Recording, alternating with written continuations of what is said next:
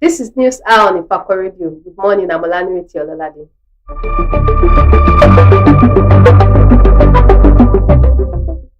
The major headlines. Tinubu embarks on Japan-Brazil visits to deepen economic ties. Federal government freezes establishment of new tertiary institutions for 7 years.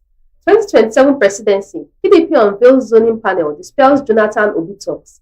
Katsina governor to begin 3-week medical leave on Monday. NCC, NSA seek public support to protect telecom infrastructure. Sports. Eagles coach defends 4-0 defeat. Entertainment. Toke Makinwa's pregnancy post garners over 60,000 comments in 5 hours.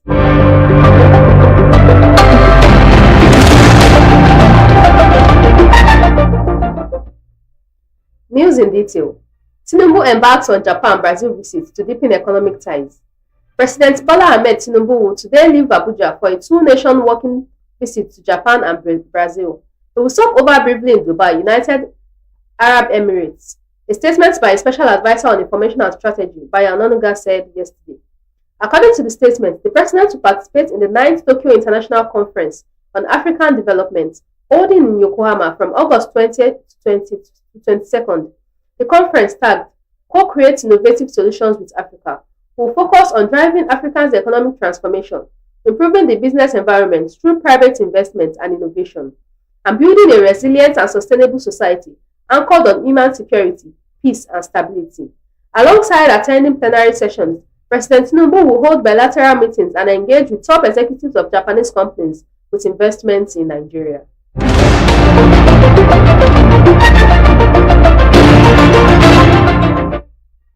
Federal government freezes establishment of new tertiary institutions for 7 years. A 7-year ban has been placed by the federal government on the establishment of new universities, polytechnics, and colleges of education in the country.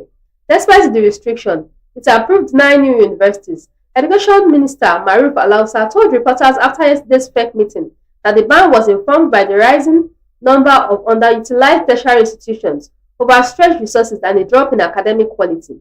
Nigeria currently has 72 federal universities, 42 and 28 federal colleges of education, in addition to hundreds of state-owned and private tertiary institutions, as well as specialized schools such as colleges of agriculture, health sciences, and nursing.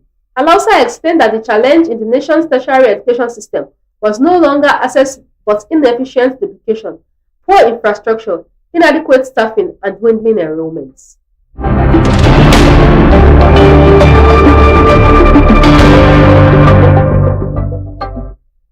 Tinubu orders FIRS, Customs to review revenue deductions. President Bola Tinubu on Wednesday directed a review of deductions and revenue retention practices by Nigeria's major revenue-generating agencies in a bid to boost public savings, improve spending efficiency, and unlock resources for growth. The agencies include the Federal Inland Revenue Service, the Nigeria Customs Service, the Nigerian Upstream Petroleum Regulatory Commission, the Nigeria Maritime Administration and Safety Agency, and the Nigeria National Petroleum Company Limited. Tinubu gave the directive during the Federal Executive Council meeting on Wednesday in Abuja. The president's directive was disclosed to journalists by the Minister of Finance and Coordinating Minister of the Economy, Wale Edu. According to Edu, President Tinubu specially called for a reassessment of NNPC's 30% management fee and 30% frontier exploration deduction under the Petroleum Industry Act. It asked the economic management team, chaired by Edu, to present actionable recommendations to FEC on the optimal way forward.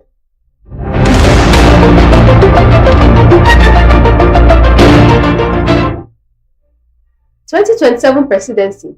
PDP unveils zoning panel, dispels Jonathan Obi talks. With roughly 2 years until the 2027 presidential election, members of the People's Democratic Party National Executive Committee are divided over moves by certain individuals to facilitate the return of former President Goodluck Jonathan and 2023 Labour Party presidential candidate Peter Obi to the party. This comes as the party prepares to inaugurate both the National Working Committee Zoning Committee and 2027 Election Zoning Committee in Abuja today. Some senior members of the National Working Committee, who are also part of the NEC, and spoke on condition of anonymity as they are not authorized to comment publicly, questioned why Jonathan, who left the party at a critical time, and Obi, whose defection to the Labour Party off the PDP's 2023 prospect, now seek to return.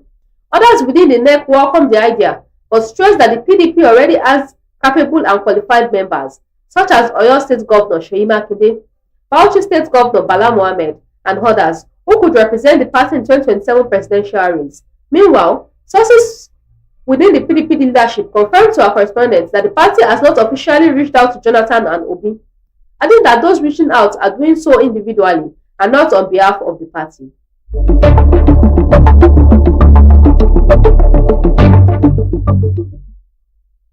Katsina Governor to begin 3-week medical leave on Monday. Governor Dikko Rada of Katsina State is to begin a 3-week medical leave from August 18th. This is contained in a statement issued by the State Commissioner for Information and Culture, Dr. Bala Salisu Zango, on Thursday in Katsina. Rada expressed his commitment to return to serve the people of the state with renewed energy and dedication after this medical leave. I want to thank everyone for their kind words and ongoing support. Taking the necessary steps to prioritize my health is essential, so I can continue to serve effectively and make the best decisions for our state. I look forward to returning to my duties as soon as I finish my medical checkup, he quoted the governor as saying.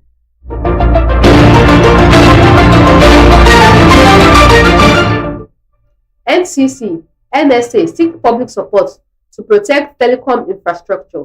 NCC, NSA seek public support. Nigeria's telecom regulator has called for stronger public cooperation in safeguarding telecommunications infrastructure, warning that service disruption could undermine the economy and national security. The Nigerian Communications Commission made this call in a statement on Wednesday after brokering a deal to avert a strike by the National Oil and Gas Suppliers Association of Nigeria. The industrial action, planned over poor supply issues last week, would have cut off diesel deliveries to thousands of telecom sites, many of which rely on generators to stay online amid Nigeria's unreliable power grid. The intervention, led by the Office of the National Security Advisor in partnership with the NCC, highlighted just how fragile the country's connectivity is. Without fuel, operators would struggle to keep base stations running, leaving millions without voice and data services.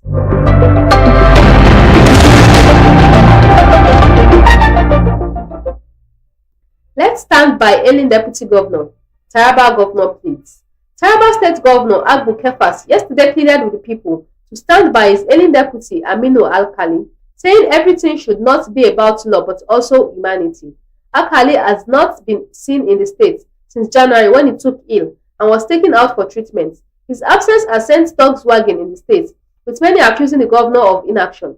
Speaking for the first time about the matter at the T.Y. Danjuma House in Jalingo, Kefas said, "I have no hidden agenda in the way we are handling this matter.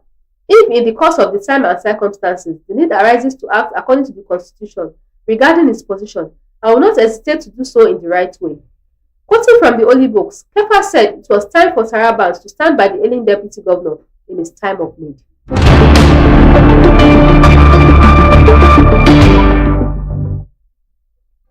Lagos woman remanded for false foreign currency declaration. The Federal High Court in Lagos on Wednesday remanded Ifunanya Phil Olumba in the Kirikiri Correctional Center over allegations of falsely declaring and failing to declare foreign currency totaling $14,567, €1,030, and $40 at the Muritala Mohammed International Airport. The Economic and Financial Crimes Commission had preferred 3 counts against the defendant, accusing her of making false declarations to the Nigerian Customs Services and failing to declare foreign currency, contrary to Section 3, Subsection 5 of the Money Laundering, Prevention and Prohibition Act, 2022. At the resumed proceedings before Justice Deyinde Dipeolu, the prosecution, led by Okweside Chineye, called 2 witnesses. The first prosecution witness, an officer of the Nigerian Customs Services, Mrs. Stella Oga, told the court that the defendant was intercepted during inward clearance from the United Kingdom. According to Oga, the defendant declared only $4,000, despite allegedly being in possession of $14,000 alongside other undeclared sums.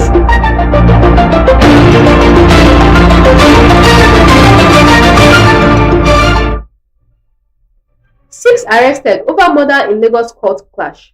The Lagos State Police Command has arrested 6 suspected cultists in connection with the killing of one Kamoru aka Keeper during a clash in a Butemeta area of the state.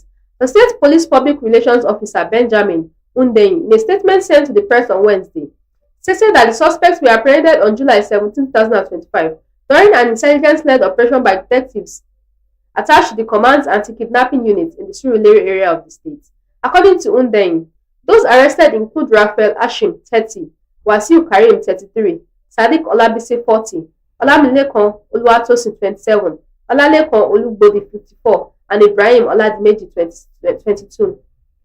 He explained that the suspects were allegedly involved in a series of court clashes in the community and surrounding areas, which also led to the death of 30-year-old Kamoru.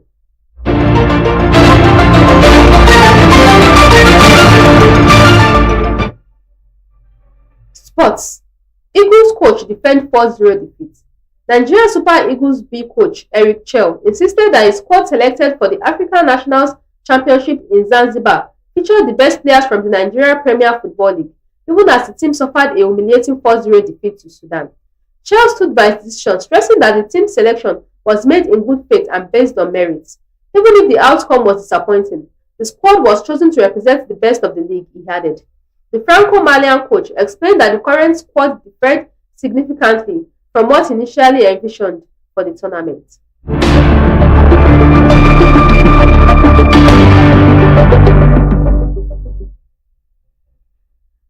Arokodare optimistic of Genk revival. Despite being the subject of a potential exit from Genk, Tolu Arokodare is still hopeful that the club will get their woes behind him in the new session. After failing to win any of their first 3 games, Arokodare opened his goal account for the season in their 2-1 defeat at Standard League on Sunday. But the Nigerian striker has started every game from the bench. After a successful 2024/2025 season run, when he scored 21 goals plus 5 assists in 40 games to emerge as the Belgian top-flight top scorer and best African player in the league, Arokodare has been a subject of transfer. However, no concrete offers were made for the 24-year-old, leaving his future at Genk uncertain. As a result, the striker has been the second choice to South Korea's Yeongjo-oh at the Gakega Stadium, but he could be ready to help the team seek revival, following his comments after their defeat on Sunday.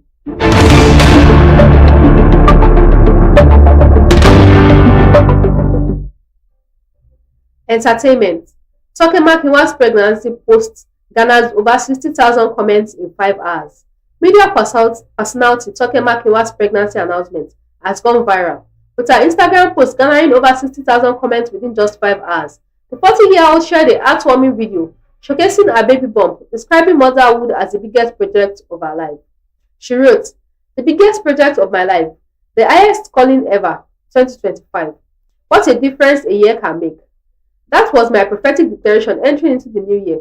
Dear God, you did this one. You have completely changed my life. You opened this door that nobody can shut. I hope I never get over what you've done for me. You stir the waters and put me in yourself." Fans and colleagues quickly flooded her page with congratulatory messages celebrating this new chapter in her life.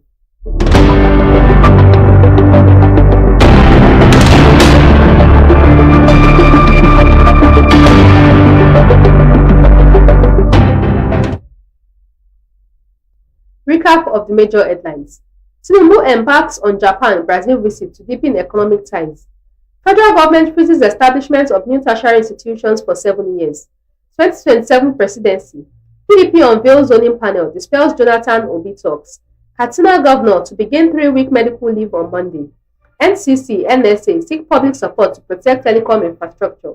Sports. Eagles coach defends 4-0 defeat. Entertainment.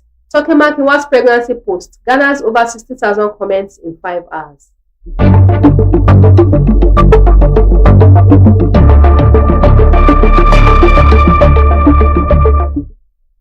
Follow us on all our social media handles: Facebook at Ifako Radio, X at Ifako Radio, YouTube at Ifako Radio, WhatsApp at Ifako Radio, Instagram at Ifako_radio.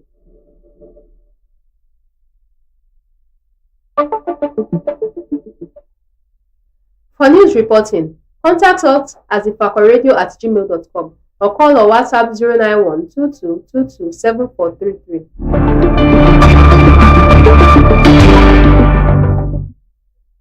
Special thanks to the news producer Olanreti Olusegun. Thanks for watching. I'm Olanreti Ololade. Have a lovely day. God bless Ifako Jai.